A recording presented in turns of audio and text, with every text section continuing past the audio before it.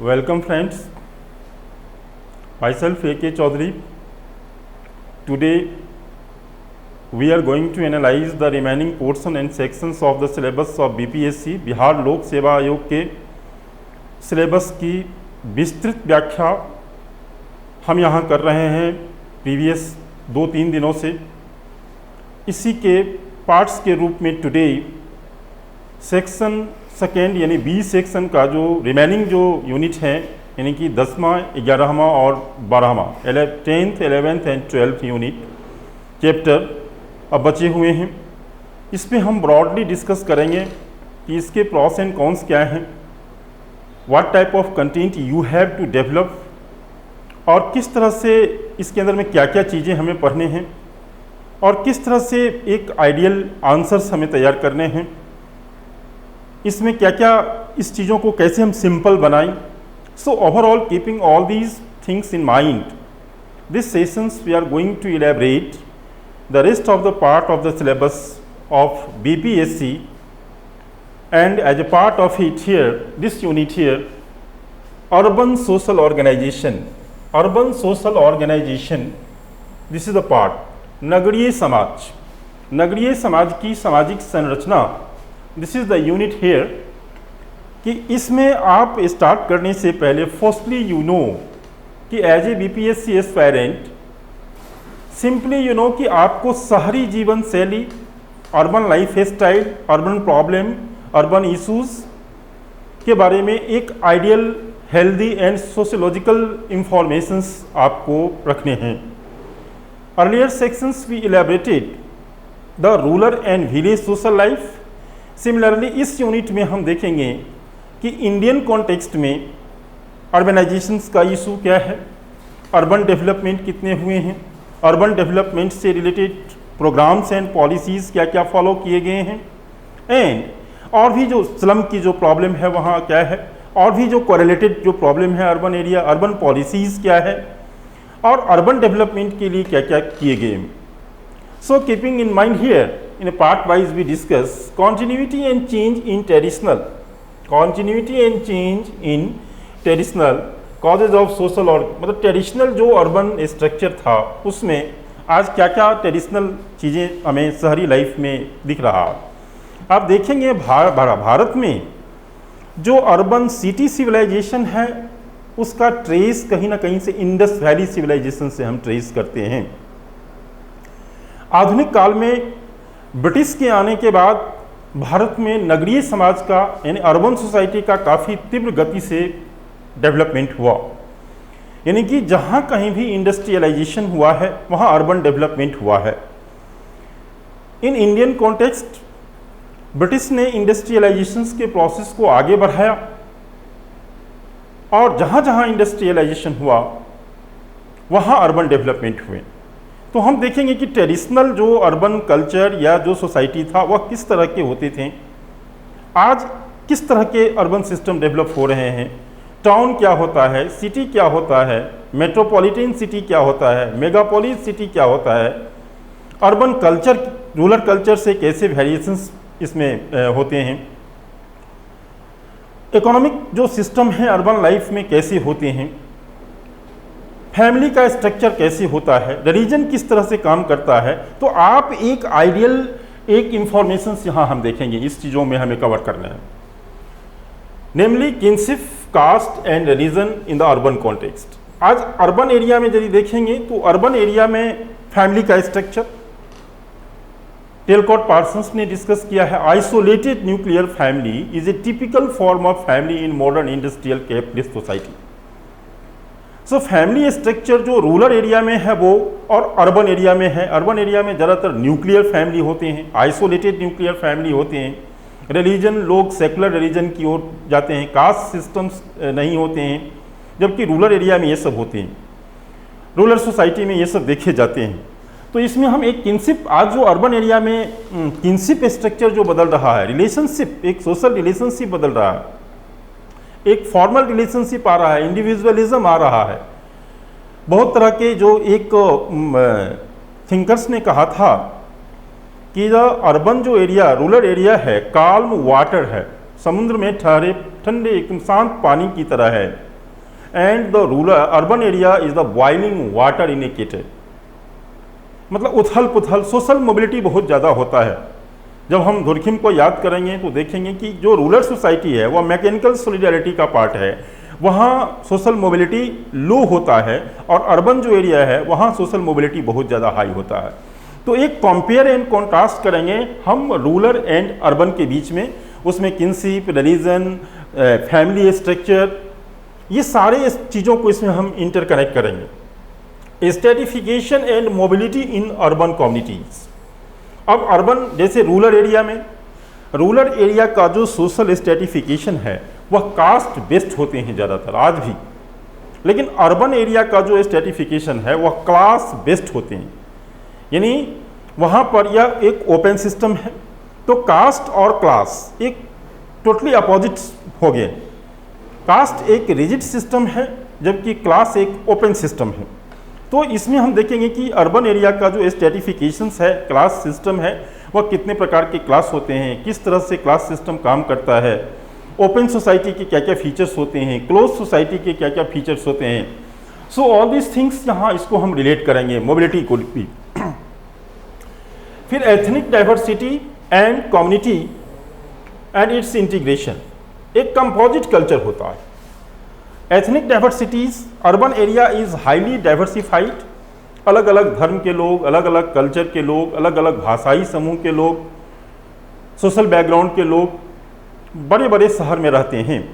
तो इस डाइवर्सिटी को हम समझने की इसमें कोशिश करेंगे कि अर्बन एरिया में एथनिक डाइवर्सिटीज़ कैसे है, इसके साथ साथ उन सब के बीच इंटीग्रेशंस कैसे है, अलग अलग भाषा कल्चर होते हुए भी कैसे एक म्यूचुअल एक कॉपरेशन और कोएग्जिस्टेंस है। इन सारे फैक्टर्स को हम एनालाइज करेंगे। इसमें सोशोलॉजिकल जो कुछ अध्ययन है उसको हम लाएंगे, केस स्टडीज़ को लाएंगे, और उनके माध्यम से जो एक सोशल रिसर्च हुए हैं उनके माध्यम से इसको हम हाईलाइट करेंगे। अर्बन नेबरहुड, अर्बन एरिया में नेबरहुड यानी पड़ोसी, rural urban differences, rural urban differences in demographic and social cultural characteristics. अब रूरल एरिया में देखेंगे भारत में अभी भी 65% जो पीपल पॉपुलेशन है वह रूरल एरिया में रहते हैं, 35% अप्रॉक्सीमेटली अर्बन एरिया में रहते हैं। सो कीपिंग इन माइंड हम देखेंगे कि दोनों का डेमोग्राफिक प्रोफाइल क्या है, किस तरह से एक रूरल सोसाइटी तीव्र गति से अर्बन एरिया में बदल रहे हैं, अर्बनाइजेशन धीरे धीरे कैसे बढ़ रहा है। भारत का पूरा एनालिसिस करेंगे कि भारत का सबसे ज़्यादा अर्बनाइज्ड स्टेट कौन है, कौन सा स्टेट में अर्बनाइजेशन ज़्यादा हुआ, कहाँ। इसको यदि बिहार के कॉन्टेक्स्ट में हम यदि जोड़ेंगे तो देखेंगे कि Bihar is the less urbanised state. Himachal Pradesh के बाद बिहार का दूसरा पोजीशन है जो लेस, बिहार में हार्डली 15% लोग अर्बन एरिया में रहते हैं। तो इसको हम एक नेशनल लेवल से कवर करते हुए बिहार के कॉन्टेक्स्ट में देखेंगे कि बिहार में अर्बनाइजेशंस का क्या स्टेटस है, क्या पोजीशन है, कितने % लोग अर्बन एरिया में रहते हैं, अर्बन बिहार में इश्यूज क्या क्या हैं, मुद्दे क्या क्या हैं। बीपीएससी में आप इसको क्वेश्चन को रिलेट कर सकता है कि बिहार में अर्बन डेवलपमेंट को कैसे इंश्योर किया जाए। आज तीव्र गति से अर्बनाइजेशन हो रही है बिहार में भी, एक न्यू ट्रेंड चला है, इंफ्रास्ट्रक्चर डेवलपमेंट, टेक्नोलॉजी पार्क, शहर बड़े बड़े डेवलप हो रहे हैं, स्मार्ट सिटीज़ का कॉन्सेप्ट आया है और बहुत तरह से एक बदलाव आया है। लेकिन स्टिल यदि हम देखेंगे in comparisons to Maharashtra, Tamil Nadu and southern state like Karnataka, so Bihar is still lagging behind in terms of urban development. So सारे कंपोनेंट्स को हम इसको रिलेट करेंगे बिहार के कॉन्टेक्स्ट से। Social cultural characteristics and their social consequences, ये तो दिया है। इसमें एक और इश्यूज हैं, इसमें आप देखेंगे कि इसके अंदर में हम अर्बन प्रॉब्लम्स में भी बहुत सारे प्रॉब्लम्स हैं, जैसे स्लम की प्रॉब्लम है, अर्बन एरिया में स्लम की प्रॉब्लम्स को हम देखेंगे। अर्बन एरिया में ट्रैफिक की प्रॉब्लम, बहुत सारे इसके से रिलेटेड जो कॉन्सेप्ट है, ट्रैफिक की प्रॉब्लम है उसको हाईलाइट करेंगे। अर्बन एरिया में क्राइम की जो प्रॉब्लम है उसको हम इसमें हाईलाइट करेंगे। अर्बन एरिया में बहुत सारे जो पॉल्यूशंस की प्रॉब्लम है। मैं बेसिकली आपको जिस यूनिट में की बेसिक चीज़ों को समझते हुए मेजर अर्बन प्रॉब्लम्स क्या है और उसको लेकर के बहुत सारे पॉलिसीज़ क्या हैं, सेंट्रल गवर्नमेंट के पॉलिसीज़ क्या हैं, बिहार सरकार के क्या क्या पॉलिसीज़ हैं अर्बन डेवलपमेंट को लेकर के, उन चीज़ों के ऊपर में हम फोकस करेंगे और उन इसके सॉल्यूशंस क्या है। इसके सॉल्यूशन में कई बार आपको पूछा जाएगा कि स्लम, अर्बन एरिया का एक बहुत बड़ा जो प्रॉब्लम है स्लम, मतलब अप्रोक्सीमेटली एक रिपोर्ट के अकॉर्डिंग भारत में अर्बन एरिया में 40% लोग लगभग स्लम में रहते हैं। अब ये स्लम एक बहुत ही वाटर प्रॉब्लम है, इलेक्ट्रिसिटी प्रॉब्लम है, मेलान्यूट्रिशन की प्रॉब्लम है, एजुकेशन की प्रॉब्लम है, क्राइम की प्रॉब्लम, बहुत सारे इश्यूज हैं वहाँ। फिर हाउसिंग प्रॉब्लम एक बहुत बड़ा एक इशू है वहाँ। तो ये सारे कंपोनेंट की नौ की इसमें आप एक स्टीरियोटिपिकल, इसको ब्रॉड माइंड तरीके से आप माइंड में ये सेट कर लें कि हमें अर्बन एरिया के बारे में थियोरिटिकल इंफॉर्मेशन, स्ट्रक्चरल इंफॉर्मेशन, वहाँ के प्रॉब्लम्स, इशूज़, सेंट्रल गवर्नमेंट के प्रोग्राम, स्टेट गवर्नमेंट के प्रोग्राम और अर्बन डेवलपमेंट के लिए और जो कुछ भी अप्रोचेज हैं उसको आपको इस यूनिट के अंदर में समझना है। Very good. इसी का जो पार्ट है, इसी के पार्ट के रूप में हम देखेंगे कि इसको हम इसका जो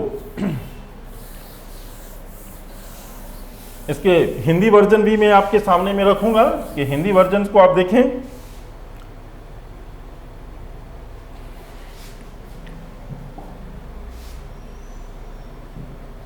हिंदी माध्यम के जो छात्र हैं वो यही चीज़ है हमारा हिंदी मीडियम में शहरी समाजीकरण, सामाजिक संगठन के पारंपरिक कारकों जैसे संगोत्रता, जाति, धर्म, निरंतरता एवं परिवर्तन, शहर के संदर्भ में शहरी समुदायों में सामाजिक अस्थिरीकरण और गतिशीलता, यहाँ से आप इसको रिलेट करें।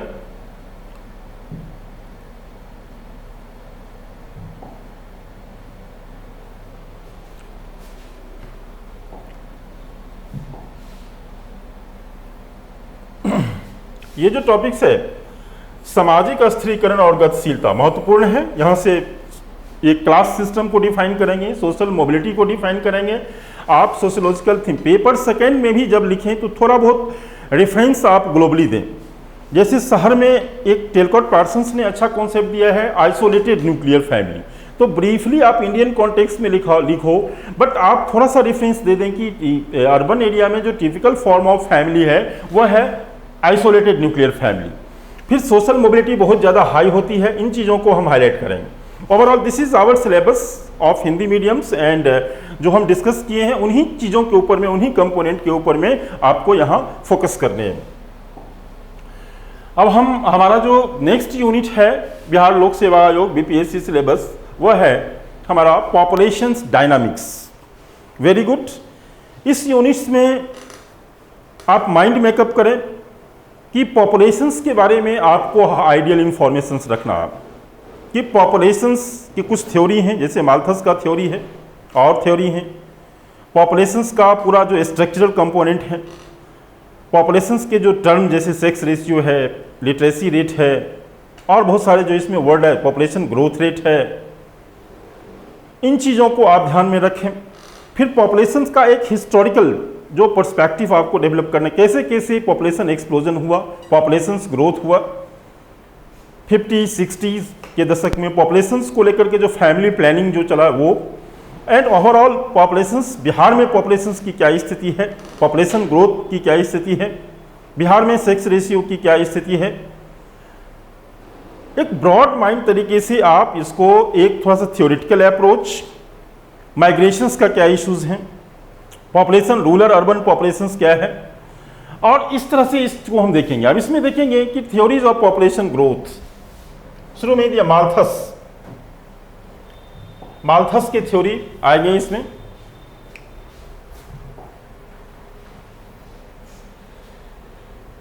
बहुत सारे थ्योरी हैं, एक माल्थस का थ्योरी काफी पॉपुलर है और इस थ्योरी माल्थस का नाम आप लोगों ने सुना होगा। इन्होंने जियोमेट्रिकल अर्थमेटिकल रेशियोज की चर्चा किया कि हमारा पॉपुलेशन और फूड प्रोडक्शन दोनों में इंटर रिलेशनशिप है। जिस हिसाब से पॉपुलेशन बढ़ रहा है उस रेशियो में फूड प्रोडक्शंस नहीं बढ़ते हैं। जब हम टॉपिक्स पे आएंगे तो इसको हम ब्रॉडली इलेबरेट करेंगे। माल्थस की थ्योरी के अलावा और कई सारी थ्योरीज हैं। Biological demographic transition and optimum population theory, socio cultural aspect of population. Optimum population theory क्या है बायोलॉजिकल थ्योरी क्या है? बायोलॉजिकल थ्योरी का मतलब फर्टिलिटी और फैकेंडिटी से है कि पॉपुलेशंस में ये देखा गया है कि इंडिया का जो जोन है, south east Asian zone, India खास करके, यहाँ के लोगों में in comparisons to the Europe and western society fertility and fecundity दोनों ज़्यादा पाया जाए, यानी एक्चुअल कैपेसिटी टू जो प्रोड्यूस बच्चे पैदा करने की है वो ज़्यादा होती है। क्लाइमेटिक कंडीशन है, बहुत सारे बायोलॉजिकल फैक्टर हैं जो पॉपुलेशंस को बढ़ाता है।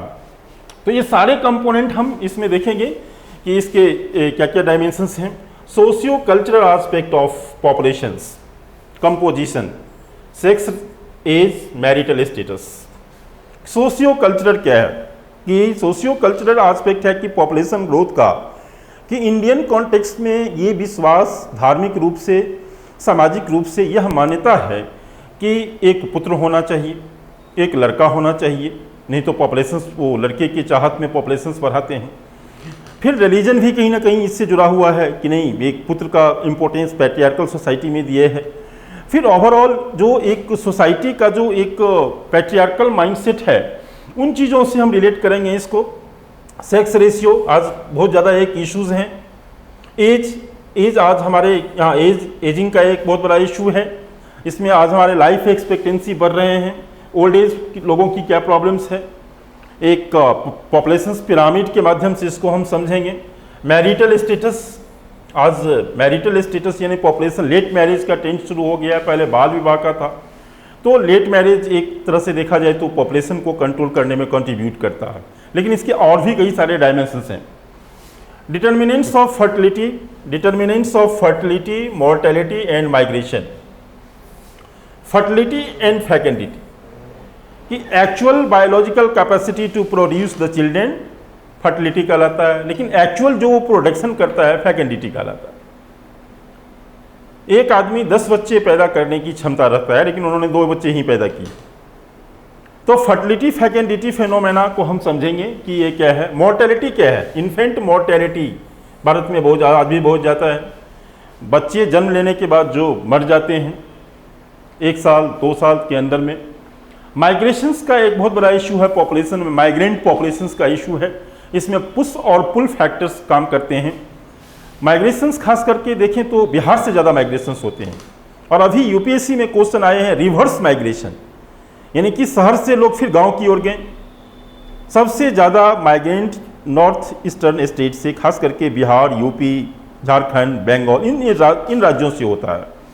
तो एक माइग्रेशंस क्या कारण है, इसको हम बिहार से जरूर रिलेट करेंगे कि माइग्रेशंस के रीजंस क्या हैं, क्यों माइग्रेट करते हैं, उसके पीछे एजुकेशनल, अनएम्प्लॉयमेंट, इकोनॉमी, सोशल, बहुत सारे फैक्टर्स हैं, और इसको कैसे स्टॉप किया जाए। माइग्रेशन से शहर में किस तरह की प्रॉब्लम एराइज होते हैं, वहाँ पे किस तरह से स्लम की प्रॉब्लम आते हैं, और तरह की प्रॉब्लम एराइज होते हैं। तो ओवरऑल एक इसको हम इसके अंदर में माइग्रेशंस के थ्योरेटिकल ढंग से समझते हुए, इसको नेशनल लेवल पे एनालाइज करते हुए, फिर इसको बिहार के कॉन्टेक्स्ट में हम एनालाइज करेंगे कि माइग्रेशन से रिलेटेड क्या है issue. Need of populations policy in India. अब भारत में जो पॉपुलेशंस पॉलिसीज हैं आफ्टर इंडिपेंडेंस 2078-2001 में फॉलो किए गए, फिर टाइम टू टाइम इसमें चेंज होते रहते हैं। 17 में कई सारे डेवलपमेंट हुए। तो पॉपुलेशंस पॉलिसी को लेकर के हमें देखना है कि किस डायरेक्शन में जा रहा है। हमारे यहाँ populations policy, population growth rate एक बहुत बड़ा है। किन किन कम्युनिटी वाइज इसको हम देखेंगे कि क्या है, रिलीजियस इसके कंपोनेंट्स क्या हैं पॉपुलेशंस ग्रोथ के। Population explosion and other determinants इसमें हम देखेंगे। पॉपुलेशन एक्सप्लोजन, जब हम इसको डेमोग्राफिक साइंस को पढ़ेंगे तो इसमें आप पाएंगे कि 1921 इसको माना जाता है the year of great divide. इसके ईयर ऑफ ग्रेट डिवाइड इसको इसलिए बोलते हैं कि इसके बाद यहाँ तक पॉपुलेशन ग्रोथ यानी बर्थ रेट और डेथ रेट दोनों बैलेंस था, बट 1921 के बाद क्या हुआ कि बर्थ रेट बढ़ने लगा और डेथ रेट कम होने लगा। तो इसका रिजल्ट क्या हुआ कि पॉपुलेशन बढ़ने लगा, और पॉपुलेशन बढ़ने के साथ साथ ये जो डिकेड है आपको 1960 और 1970 भारत में सबसे ज़्यादा पॉपुलेशन यहीं पे बढ़ा। ये पॉपुलेशन एक्सप्लोजन का डिकेड। अब पॉपुलेशन इतनी बढ़ गई कि गवर्नमेंट को फैमिली प्लानिंग लाना पड़ा 70s के दशक में, और फैमिली प्लानिंग जो है परिवार नियोजन कार्यक्रम भारत में फैल रहा, सफल नहीं हो पाया। उसमें बहुत सारे एनार्की फैल गए, डिसऑर्डर्स आ गए, उसके हम एनालिसिस करेंगे जब टॉपिक्स पे आएंगे डिटेल्स में। तो एक देखेंगे पॉपुलेशन एक्सप्लोजन्स जो है कैसे हुआ, उसके क्या क्या social, economic and political dimensions क्या क्या थे, फैक्टर्स क्या क्या थे, social, psychological, cultural and economic determinants behind population growth rate. इसके सोशल, साइकोलॉजिकल रीजन क्या है, कल्चरल रीजन क्या है, इकोनॉमिक डिटर्मिनेंट्स क्या है, ये सारे इसको हम लेकर के देखेंगे कि पॉपुलेशन ग्रोथ रेट आज भी एक बहुत बड़ा इश्यू बना हुआ है हमारे देश में। Family planning practices in India, family planning यहाँ आ गया आपको, फैमिली प्लानिंग प्रोग्राम ये असफल रहा है भारत में। परिवार नियोजन कार्यक्रम जो संजय गांधी यानी इंदिरा गांधी के समय में इनके पुत्र जो थे संजय गांधी, उन्होंने इसको बहुत ज़्यादा बल दिया था, लेकिन ये फेल रहा, ये सफल नहीं रहा। बहुत सारे गवर्नमेंट के रिसोर्सेज खर्चे हुए, सोसाइटी इसका विरोध करने लगे, रिलीजन्स बीच में आ गया। तो मैनी वेज ये जो प्रोग्राम है इसका हम इसके फेल होने के पीछे क्या क्या रीजन्स था वो देखेंगे। 8 5-year plan, populations and education. Populations education यानी एजुकेशनल डेवलपमेंट किस तरह से पॉपुलेशन से जुड़ा हुआ है, इस पे हम कुछ केस स्टडी देखेंगे, एनालिसिस करेंगे कि आज पढ़े लिखे एजुकेशन होने के बाद छोटे छोटे फैमिली डेवलप हो रहे हैं, न्यूक्लियर फैमिली में लोग रहना चाहते हैं। लेकिन जैसे आप देखिए कि एक शोध आया, एक क्वेश्चन आया था यूपीएससी में कि populations contributes to due to population poverty increases. उसमें दूसरा पार्ट था कि poverty also contributes to population growth rate. Population contributes to poverty and poverty contributes to population growth rate. आप बैलेंस बनाओ कि ये बड़ी कॉमन बातें हैं, हम कह देते हैं कि पॉपुलेशन की वजह से गरीबी है, लेकिन गरीबी की वजह से पॉपुलेशन ग्रोथ रेट कैसे है, ये एनालाइज करने की जरूरत है। आप यदि पूरे दुनिया का, इंडिया का डाटा देखें, आंकड़ा देखें, तो गरीब लोगों में, पुअर सेक्शन के जो लोग होते हैं उसमें ये पाया गया है फर्टिलिटी भी ज़्यादा होता है, फैकेंडिटी भी ज़्यादा होता है, और एवरेज फैमिली साइज भी बड़ा होता है। यानी एक बड़े रिच लोग, पढ़े लिखे लोगों के 2 बच्चे होंगे, और एक जो पुअर गरीब लेबर मजदूर हैं उसके 4 बच्चे, 5 बच्चे होंगे। तो आप एक डेफिनेटली है कि पॉवर्टी जहां ज़्यादा है वहां पॉपुलेशन ग्रोथ रेट ज़्यादा है। सो मेनी वेज इसके जो कोरिलेटेड फिनोमेना है इसको उसमें हम एनालाइज करेंगे, देखेंगे इससे रिलेटेड और जो डायमेंशंस हैं, concept of goal, aspect, agencies and technique of population education. Population से संबंधित जानकारी, इंफॉर्मेशंस और जो भी चीज़ें हैं इसके अंदर में हम समेटेंगे। तो आप इस यूनिट्स के लिए समाजशास्त्रीय दृष्टिकोण से from sociological point of view many way you can analyse. कुछ थ्योरी हैं उसको आपको एनालाइज करने हैं। माल्थस का थ्योरी है, ऑप्टिमम थ्योरी है, बायोलॉजिकल थ्योरी है, कल्चरल थ्योरी है, इन चीज़ों को हम पढ़ेंगे। फिर इंडियन कॉन्टेक्स्ट में पॉपुलेशन ग्रोथ रेट को समझेंगे। पॉपुलेशन ग्रोथ रेट क्या है, थोड़ा सा चाइना से कंपैरिजन करेंगे। चीन हमारा एक काउंटर पार्ट है पॉपुलेशंस के मामले में। फिर पॉपुलेशन ग्रोथ रेट, चाइना किस तरह से पॉपुलेशंस को कंट्रोल किया, इंडिया में पॉपुलेशन क्यों नहीं कंट्रोल हो रहा है। फिर पॉपुलेशन ग्रोथ के इंडिया में क्या क्या कारण हैं उनको देखेंगे। फिर दूसरा सेक्स रेशियो को हम एनालाइज करेंगे कि सेक्स रेशियो की वजह से यहाँ हमारे यहाँ बहुत सारे जो गड़बड़ी पैदा हुई हैं। इससे रिलेटेड जो योजनाएं सरकार के हैं, जैसे बेटी बचाओ बेटी पढ़ाओ, और बहुत सारे योजनाएं बिहार सरकार के हैं, डॉरी से रिलेटेड जो चीज़ें हैं, सारे कंपोनेंट्स को इसमें हम कोरिलेट करेंगे। पॉपुलेशन पॉलिसी को इसमें हम समझेंगे, बिहार सरकार को पॉपुलेशन कंट्रोल करने की दिशा में क्या पॉलिसीज़ हैं, सेंट्रल गवर्नमेंट की क्या पॉलिसी है, डेवलपमेंटल प्रोग्राम्स क्या है, यानी रूरल एरिया के लिए क्या सरकार कर रहे हैं, पंचायती राज को इसमें हम रिलेट करेंगे। तो ओवरऑल ये जो यूनिट है, ये यूनिट में हम एक डेमोग्राफी से रिलेटेड चीज़ों को इसमें हम कवर करेंगे, और एक हेल्दी तरीके से हम पॉपुलेशन साइंस को हम समझने की प्रयास करेंगे।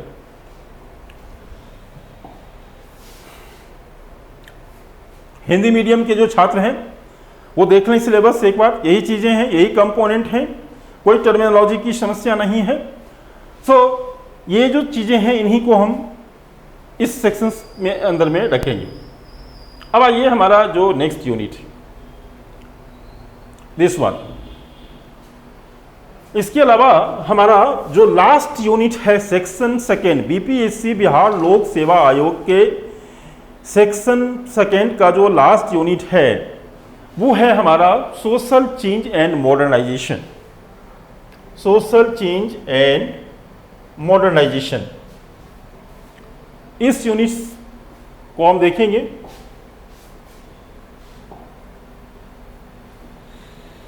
कि सोशल चेंज एंड मॉडर्नाइजेशन,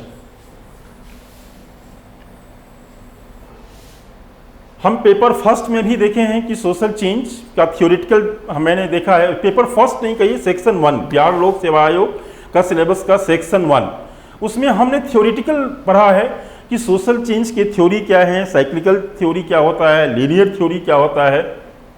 और यहाँ हम देखेंगे कि भारत में सोशल चेंज कैसे हो रहा है।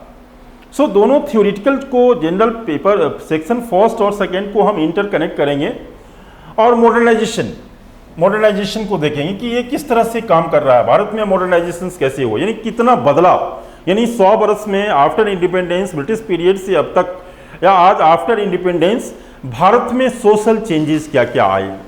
नो डाउट इसमें एक बैलेंस रखेंगे कि हमारा ट्रेडिशनल चीज़ों में कितना बदलाव किया, socially, economically, politically, family, marriage, religion, economic system कितना बदला और इसका बेनिफिट सोसाइटी को क्या मिला, लाइक दैट।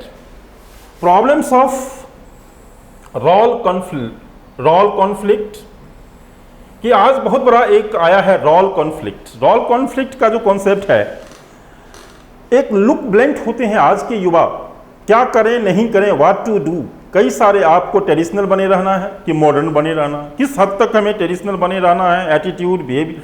तो Indian society is at the cross road. Bharatiya Samaj वहां खड़ा है, एक मोड़ पे खड़ा है, जहां से हमें यह डिसाइड करना है कि हमें ट्रेडिशंस के अकॉर्डिंग चलना है या मॉडर्निटी यानी मॉडर्न चीज़ों के अकॉर्डिंग चलना है। तो दोस्तों आप यदि पूरे एनालिसिस में आप देखेंगे तो ये चीज़ आता है उभर के कि हमें ट्रेडिशनल भी बने रहना है और समय और की सिचुएशन के हिसाब से हमें बदलाव भी करना है। ये बिल्कुल नहीं हो सकता है कि हमें अपनी ट्रेडिशनल चीज़ों को बिल्कुल छोड़ दें, यानी continuity and change should go together. हमें समय के साथ अपने सोसाइटी, वैल्यू, कल्चर, इन चीज़ों को बदलना भी है। और बहुत सारे ऐसे जो हमारे ट्रेडिशनल चीज़ें जो हमारे सोसाइटी के बेसिक स्ट्रक्चरल एट्रीब्यूट्स हैं उसको हमें मेंटेन भी करना है। तो एक हम देखेंगे कि ये चीज़ें रॉल कॉन्फ्लिक्ट की जो आज सिचुएशन है उसके पीछे क्या क्या चीज़ें हैं। यूथ अनरेस्ट, इंटरजेनरेशन गैप, युवाओं का प्रॉब्लम क्या है। आज के युवा परिवर्तन के दौर से गुजर रहे हैं। समाज जब परिवर्तन के दौर से जो गुजरता है तो युवाओं में बहुत ज़्यादा आज अनरेस्ट है। अनरेस्ट का मतलब असंतोष।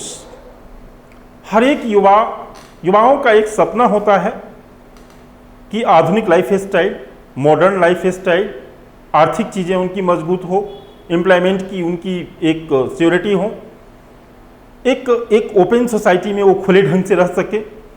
सो हम देखेंगे कि आज जो युवाओं में आज बहुत सारी जो प्रॉब्लम्स है, अनएम्प्लॉयमेंट की प्रॉब्लम है, ड्रग एडिक्शंस की प्रॉब्लम है, कैरेक्टर फॉर्मेशंस की प्रॉब्लम है, सोशलाइजेशंस की प्रॉब्लम्स आ रहे हैं। उसके पीछे क्या कहते हैं, क्या क्या फैक्टर्स है, यूथ अनरेस्ट के कॉजेज क्या क्या है। क्या सोशल चेंज की वजह से आया है, क्या डिजिटलाइजेशंस की वजह से आया है, क्या वेस्टर्न वैल्यू की वजह से आया है।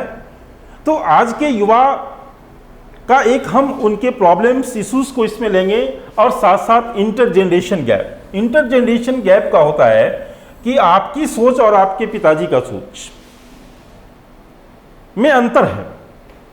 आज हमारे सोच और हमारे पिताजी जो सोचते थे वो और हमारा समय, हम जिस लाइफ पढ़े हैं, लिखे हैं, जिस सोसाइटी में रहे, उसमें गैप आ जाता है। और ये स्वाभाविक होना, गैप स्वाभाविक भी है।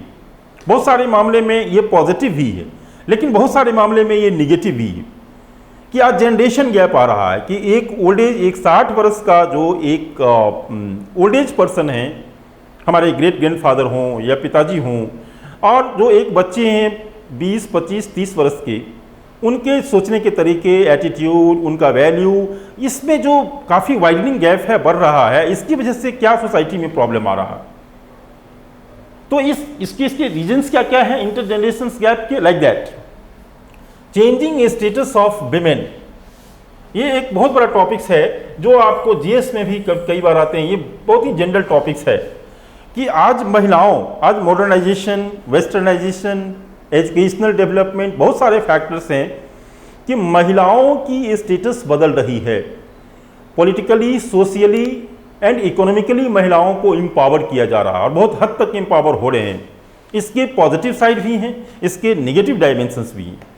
जब महिला एक फैमिली का रोल छोड़ के शहर की ओर मूव किए हैं, कॉरपोरेट कल्चर्स को ज्वाइन किए हैं, आईटी सेक्टर्स में जा रहे हैं, फॉर्मल ऑर्गेनाइजेशंस में काम कर रहे हैं, तो इसका इम्पैक्ट फैमिली पे क्या पड़ा, वैल्यू पे क्या पड़ा, सोसाइटी पे क्या पड़ा और महिला पे क्या पड़ा। पॉजिटिव, महिला यदि गई तो अच्छा बात है कि महिला इंडिपेंडेंट हुई, लेकिन क्राइम अगेंस्ट वीमेन बढ़ गया।